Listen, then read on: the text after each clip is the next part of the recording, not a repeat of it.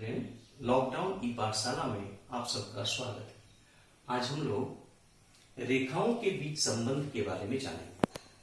बच्चों ध्यान दीजिए, मान लीजिए समतल पर हम दो रेखाएं खींच रहे हैं इस तरह से।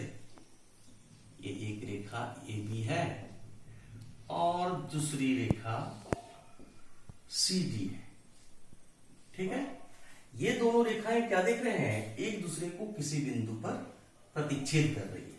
मान लीजिए O बिंदु पर प्रतिच्छेद कर रही है। तो अगर दो रेखाएं एक दूसरे को किसी बिंदु पर प्रतिच्छेद करें तो ऐसी रेखाओं को प्रतिच्छेदी रेखाएं कहते हैं। क्या कहते हैं? प्रतिच्छेदी रेखाएं।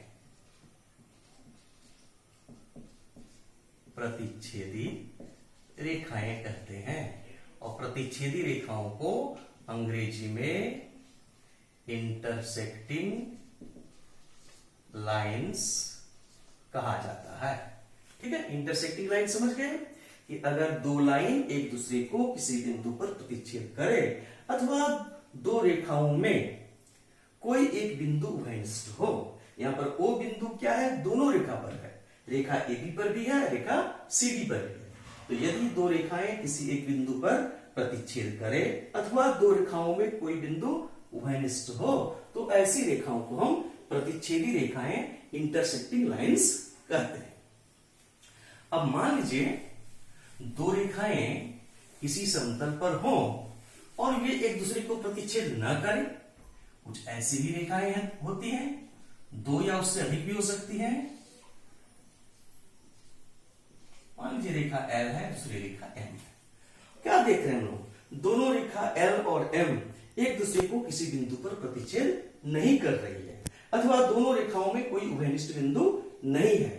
तो समतल पर स्थित किन्हीं दो रेखाओं में या दो से अधिक रेखाओं में अगर कोई उभयनिष्ठ बिंदु न हो, वे एक दूसरे को प्रतिच्छेद न करे, तो ऐसी स्थिति में इन रेखाओं को समांतर रेखाएं कहते हैं। क्या बोला जाता है? समांतर रेखाएं। समांतर रेखाओं को अंग्रेजी में पैरेलल लाइंस कहा जाता है। ठीक है, ये क्या हो गए? Parallel lines. क्यों हुए? क्योंकि ये दोनों एक दूसरे को इंटरसेक्ट नहीं कर रहे हैं या इन दोनों में कोई कॉमन पॉइंट नहीं है। अब एक और संबंध हम लोग देखते हैं। मान लीजिए दो से अधिक रेखाएं हैं और ये सभी रेखाएं, एक रेखा मान लीजिए L है, एक रेखा L है, दूसरी रेखा M है, तीसरी रेखा N है, चौथी रेखा P है और ये सभी रेखाएं एक दूसरे को O पर प्रतिच्छेद कर रही है। ठीक है, तो अगर दो से अधिक रेखाएं यानी तीन अथवा उससे ज्यादा रेखाएं एक दूसरे को किसी बिंदु पर प्रतिच्छेद करें तो ऐसी रेखाओं को हम लोग संगामी रेखाएं कहते हैं। इनका नाम क्या हो गया? संगामी रेखाएं। संगामी रेखाएं, इनके बीच संबंध हो गया, संगामी रेखाओं का संबंध हुआ। यानी ये सभी रेखाएं, जब संगामी रेखाएं कहेंगे इसका मतलब हुआ कि दो से अधिक रेखाएं हैं और एक ही बिंदु से होकर गुजर रही है। अन्य रेखा के बारे में हम लोग जानेंगे। ध्यान दीजिए, अगर किसी समतल पर दो या दो से अधिक रेखाएं हैं, ठीक है, ये मान लीजिए दो से अधिक रेखाएं, ये L, M और N तीन अलग अलग रेखाएं हैं और कोई अन्य रेखा, मान लीजिए रेखा P, ठीक है, L, M और N को भिन्न भिन्न बिंदुओं पर प्रतिच्छेद करती है। बिंदु A पर L को प्रतिच्छेद कर रही है, बिंदु B पर M को प्रतिच्छेद कर रही है और बिंदु C पर N को प्रतिच्छेद कर रही है।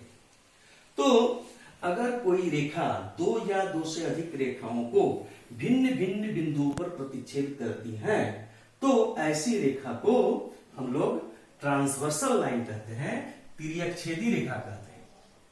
क्या कहते हैं? तिर्यक छेदी रेखा, ट्रांसवर्सल लाइन कहते हैं। क्या कहते हैं? ट्रांसवर्सल लाइन कहा जाता है। ट्रांसवर्सल लाइन क्या हुआ, यहाँ पर पी एक ट्रांसवर्सल लाइन है, क्या कर रही है, दो या दो से ज्यादा रेखा को भिन्न भिन्न बिंदुओं पर प्रतिच्छेद कर रही है। अगर कोई रेखा दो या उससे अधिक रेखाओं को अलग अलग बिंदुओं पर प्रतिच्छेद करे तो ऐसी रेखा को हम लोग ट्रांसवर्सल लाइन यानी त्रिअक्षेदी रेखा कहते हैं। तब बच्चों हम लोग प्रतिच्छेदी रेखा के बारे में जान गए, ये दोनों प्रतिच्छेदी रेखाएं हुई। पैरेलल लाइंस के बारे में जान गए, समांतर रेखा के बारे में जान गए, ये दोनों समांतर रेखाएं हुई। संगामी रेखा के बारे में जान गए, अगर दो से ज्यादा रेखाएं, ठीक है, यानी तीन या उससे अधिक रेखाएं एक ही बिंदु से होकर पास करे तो ऐसी रेखा को हम लोग क्या कहते हैं, संगामी रेखा कहते हैं। और उसके बाद हम लोग त्रिअक्षेदी रेखा के बारे में जाने कि अगर कोई रेखा दो दी हुई रेखाओं को या दो से अधिक दी हुई रेखाओं को अलग अलग बिंदुओं पर प्रतिच्छेद करे। यहाँ पर मान लीजिए रेखा L है, M है और N, तो L क्या हो गया, प्रतिच्छेदी रेखा हो गया।